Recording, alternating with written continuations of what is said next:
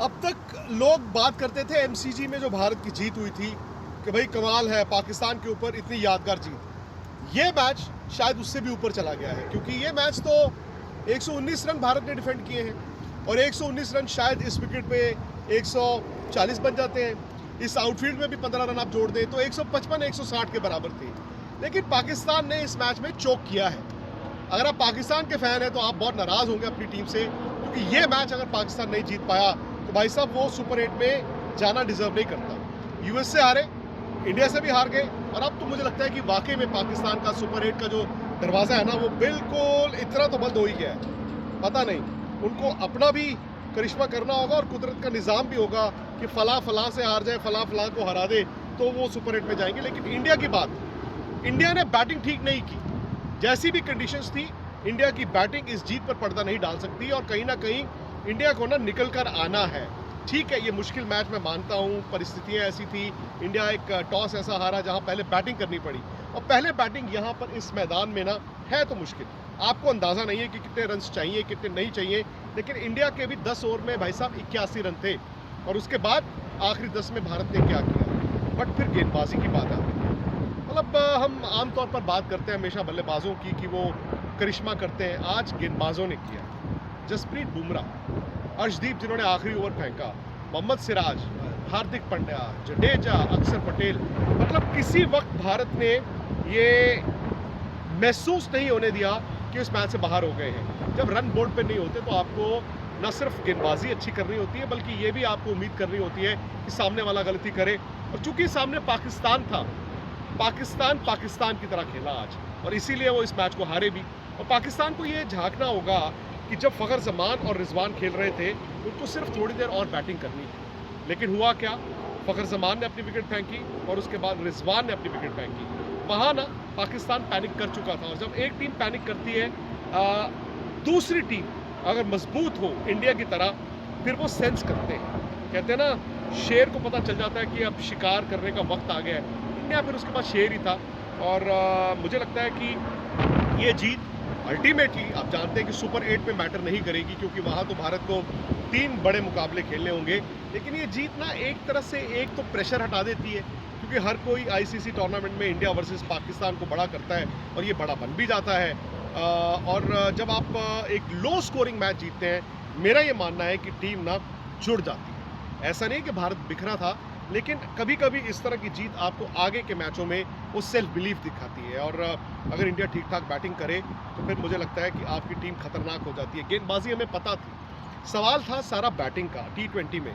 और शायद जब आप यूएस से जाएंगे वेस्ट इंडीज़ में जहाँ पर सुपर 8 के भारत को 3 मैच खेलने हैं, वो पिचेस ना थोड़ी सी भारत को सूट करेंगी क्योंकि आप स्लो पिचेस पे एक स्पिनर एक्स्ट्रा अगर भारत खिलाएगा तो आपकी ताकत बन जाती है। और बैटिंग करना मुझे लगता है कि भारत को देखना होगा कि कितने रन्स चाहिए। विराट और रोहित जब ओपन करेंगे वो एक रिस्क रहेगा। आप 2 ऐसे बैट्समैन जिनके पास तजुर्बा है उनसे ओपन करते हैं तो आप बेस्ट फुट फॉरवर्ड की कोशिश करते हैं। लेकिन आज जैसे हुआ ना, रिस्क भी रहता है कि इनमें से एक आउट हो जाए और दूसरा आउट हो जाए तो फिर आपकी बैटिंग ढहती दिखती है। वो पैनिक भी हुआ। तो भारत को आने वाले मैचों में जो एक सबक इस जीत से लेके जाना है, आमतौर पर कहते हैं हार से आप सीखते हो, मुझे लगता है इस जीत में भी भारत को सीखना है, वो है बैटिंग। लेकिन जिस तरह से फैंस ने यहाँ पर इस जीत को एंजॉय किया, जिस तरह भारत ने इस मैच को जीता, शायद अब हौसले बुलंद हैं। आप जानते हैं कि अब आपको करना क्या है। अब आपको कोई एक्स्ट्रा ऑर्डिनरी क्रिकेट नहीं खेलनी है, आपको पोटेंशियल से थोड़ा सा ऊपर रहना है और उसके बाद एक रुतबा, एक दबदबा बाकी टीमों पे बनता ही है। तो 119 रन डिफेंड करना ये बड़ी कामयाबी है। भले वो पाकिस्तान के खिलाफ आई है, वो पाकिस्तान जो अब वो पुराना पाकिस्तान नहीं है। मतलब पुराना पाकिस्तान 119 रन अगर चेज़ कर रहा होता तो आंख बंद करके चेज़ करता। लेकिन बाबर आजम पर सवाल होंगे, बाबर आजम की कप्तानी पर, उनकी अपनी बैटिंग पर, उनके बाकी खिलाड़ियों पर सवाल रहेंगे। अब इंडिया यहाँ से क्या, इंडिया के जो बाकी अब 2 लीग मैचेस रह गए, यूएस जो इसी मैदान में खेला जाएगा, फिर फ्लोरिडा जाके भारत कनाडा को खेलेगा। ये 2 मैचों को इस्तेमाल करना है आपको आने वाले मैचों के लिए। विराट के 2 मैचों में रन्स नहीं आए हैं। विराट के पास एक बड़ी पारी ज़रूरी है, बड़े मैचों के लिए big match player, ICC tournaments में उनका रुतबा रहा है, उनका रिकॉर्ड रहा है। तो विराट को आने वाले 2 मैचों में वक्त लेना है। शायद मुझे पहले मैच में भी और इस मैच में भी ये लगा कि विराट थोड़ी जल्दबाजी कर रहे थे।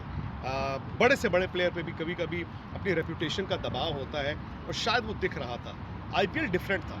आईपीएल में फ्लैट पिचेस होती हैं, तेज़ आउटफील्ड होते हैं और बाउंड्री अंदर होती हैं, वहाँ पर रन्स डिफरेंट तरीके से आते हैं। लेकिन Virat has to bat like Virat, क्योंकि ये कंडीशंस ना आपकी बैटिंग इम्तिहान लेती है।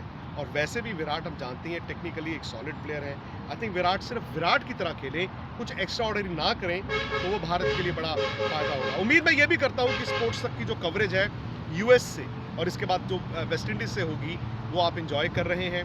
आई होप आपने स्पोर्ट्स तक का ऐप डाउनलोड किया हो, क्योंकि ऐप पर आपको न सिर्फ वीडियोस मिलते हैं बल्कि फास्टेस्ट स्कोर अपडेट्स मिलती हैं। और हमारी वेबसाइट है ही www.thesportstech.com, जहाँ पर आपको सारी कहानी न सिर्फ इस वर्ल्ड कप की बल्कि दुनिया में जितनी स्पोर्ट्स हो रही है उन सब की मिलती है।